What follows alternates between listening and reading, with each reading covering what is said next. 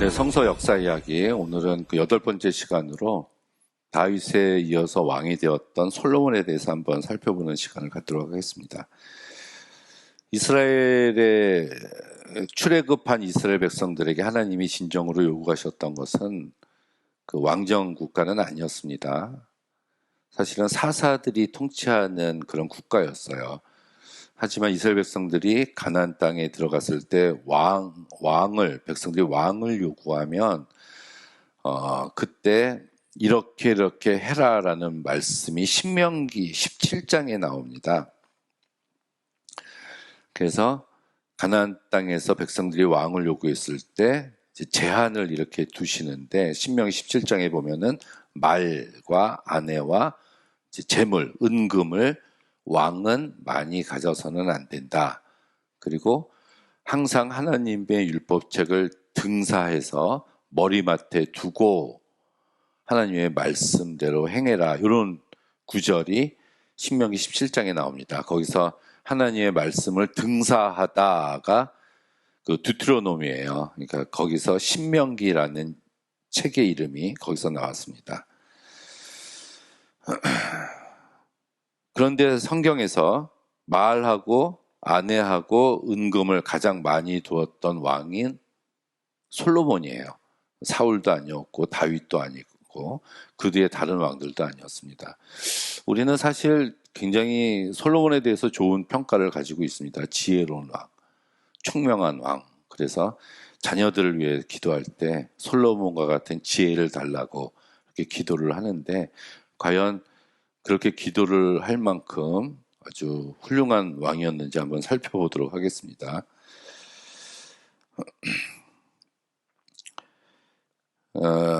말인데요. 솔로몬 시대 때 말이 굉장히 많았어요. 홀스 말.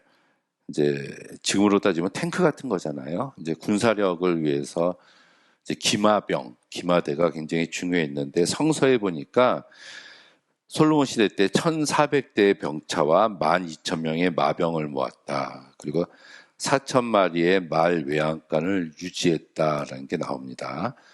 그리고 값도 나와요. 전차 한 대가 600세겔이고 전차 한 대를 말 3필이 끌어요. 그러면 그 값이 450세겔이고, 그러면 전차 한 대의 유지비가 1,050세겔인데 이걸 1,400대를 유지했으면은 147만 세겔이라는 값을 우리가 얻을 수가 있어요. 이것은 73만 5천 마리의 수양에 해당하는 비용이라고 이야기를 합니다. 자, 그 외에도 병사들의 훈련비, 유지비를 포함하면은 이 솔로몬이 그 기마병과 전차를 운영하기 위해서는 막대한 군사비 지출이 있었을 것이다라고 우리가 예측을 해볼 수가 있습니다. 참고로 다윗 시대 때는 이런 전차가 한 대도 없었어요. 그리고 솔로몬이 제일 먼저 왕이 되고 나서 한 일은 바로의 딸과 결혼했다, 이렇게 나오거든요. 솔로몬이 왕이 되는 과정이 열왕기상 1장과 2장이고요. 그 다음 3장 1절에 이제 정식으로 왕이 된 솔로몬이 제일 먼저 한 일이 바로의 딸과 결혼했고, 그 다음에 기브아산에 가서 1,000번제를 드렸다, 이렇게 나옵니다. 1,000번제 드리기 전에 바로의 딸과 먼저 결혼해요. 이것은 당시의 강대국이었던 바로의 딸과 결혼함으로 인해서 정략적인 결혼이 있죠. 자기 정권을 애굽에 인정받으려고 하는 시도였다고 보여져요. 1,000번제보다 많았다는 것은 하나님께 대한 예배와 의지보다 어떤 인간적인 처세를 순서로 따지면 먼저 했다는 거. 성경에 보면은 솔로몬이 세금을 걷었는데 666금 달란트를 걷었다, 이렇게 나옵니다. 근데 우리가 666이라는 숫자가 성경에서 예사롭지 않은 숫자로 보고 있죠. 이런 것들이 성경에서 솔로몬에 대한 부정적인 언급을 하고 있는 숨겨진 장치들이다, 이렇게 이야기를 합니다. 스바 여왕으로부터 이제 각종 지혜가 있다는 인정을 받았고, 또 금 120달란트와 많은 향품과 보석을 솔로몬이 받았다. 이렇게 성경에 언급하고 있지만 나중에 그녀가 돌아갈 때 그녀가 원하는 대로 모두 다 주었다. 이런 말씀도 나와요. 그러면 더 많이 달라고 했을 때는 더 많이 줬을 수도 있다는 얘기예요. 후비가 300이요 빈장이 700이라 한 1000명의 여자를 두었다고 나오는데 이 1000명의 하루 식량이 밀가루 성경에 밀가루 30석, 굵은 밀가루 60석, 소 10마리, 초장의 소 20마리, 양 100마리, 그 외 수사슴, 노루, 암사슴, 살찐 새 하루에 이만큼씩 먹어 치웠다는 얘기거든요. 여자들 1000명이서 그 외에 뭐 관리들 솔로몬 말할 것도 없죠. 그리고 그 이방 여인들의 영향을 받아서 결국 마지막 열왕기상 11장에 보면은 솔로몬이 마음을 돌이켜 이스라엘 하나님 여호와를 떠남으로 여호와 하나님을 떠났다. 그것도 말년이에요, 말년. 초창기가 아니라 이렇게 언급이 돼서 하나님이 나타나셔서 너가 다윗과 같지 않아서 내 이후로 나라를 두 쪽으로 나누겠다. 이렇게 하나님이 말씀을 하십니다. 하나님을 떠났기 때문에. 그렇지만 다윗이 나를 잘 섬겨서 내가 살아있는 동안에는 나라를 두 쪽으로 나누지 않고 내가 죽었을 때 두 쪽으로 나누게 될 것이다. 이렇게 이야기를 합니다. 솔로몬이 성전을 지었습니다. 7년 걸렸다고 나오는데요. 7년이 지나고 난 다음에 궁궐을 지었다고 나온 13년 걸렸어요. 하나님의 집은 7년 동안 짓고 자기 집은 13년을 지었다. 합쳐서 20년이죠.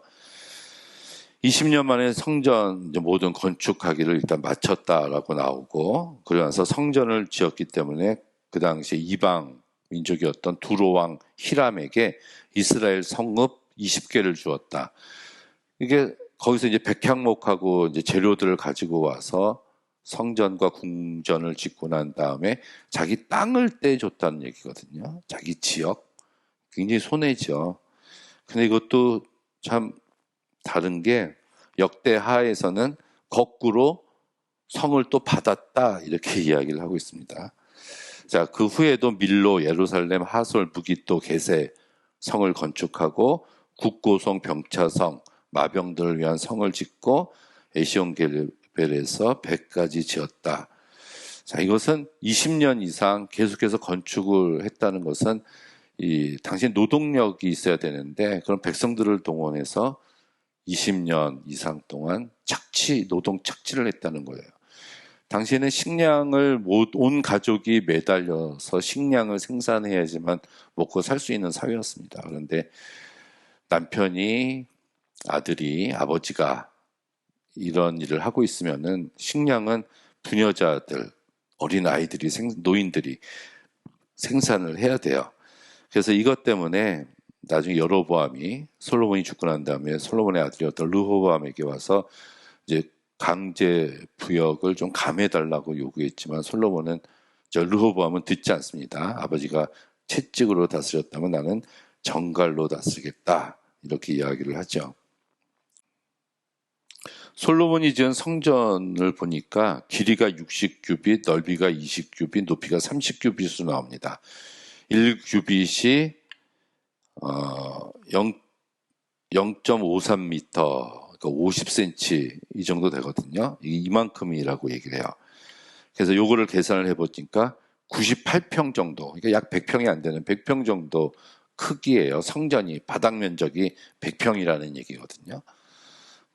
그럼 100평이면 여러분 어때요? 한 나라의 어떤 성전, 한 나라의 신을 모시는 성전의 크기라고 따지기에는 그렇게 크지 않습니다. 그렇지 않아요. 그리고 이 성전을 설계한 게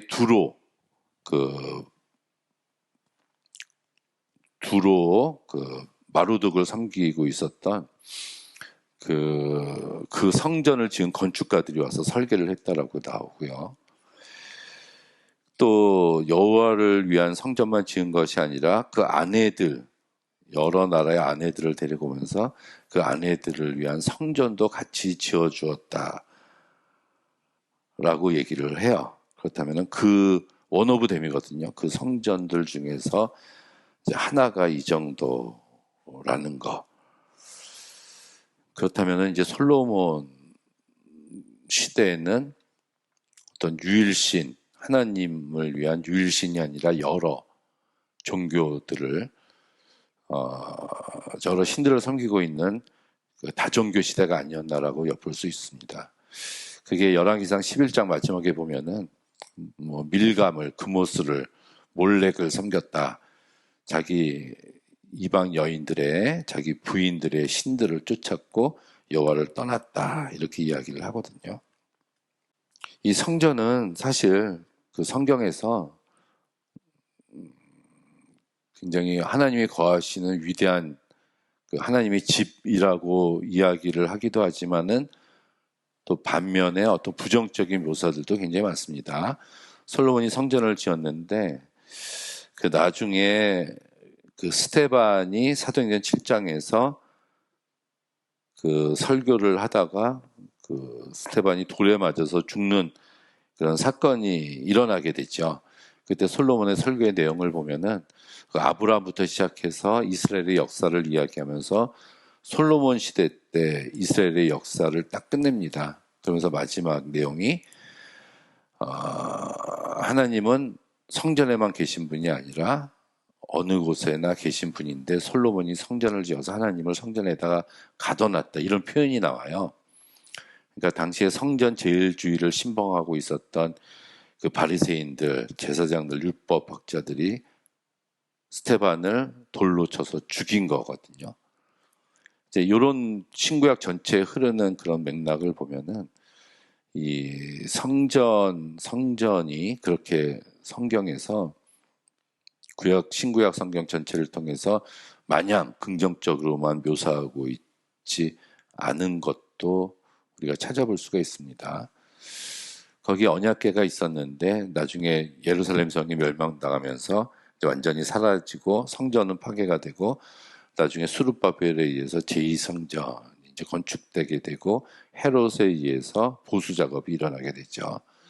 자, 우리가 이제 솔로몬에 대해서 제가 이제 어떤 부정적인 이야기를 중심으로 어떤 비평적인 이야기만 여러분에게 전해드렸는데 이 모든 사무엘서에 나오는 사무엘이나 다윗이나 솔로몬이나 하나님 앞에서 완전한 사람들은 아닙니다. 오직 의인은 아무도 없어요. 예수 그리스도 이외에는 모두 연약한 사람들이었고 하나님 앞에 바로 서지 못한 사람들이었습니다. 그래서 우리가 정말 의지하고 믿고 따라야 할 분은 예수님밖에 없고 어떤 이들의 다윗이나 솔로몬 이 사람들의 어떤 그런 모습 속에서 우리는 어떤 교만하지 않고 그들이 자고하지 않고 하나님 앞에서 바로 서려고 하는 그런 모습들을 찾는 것들이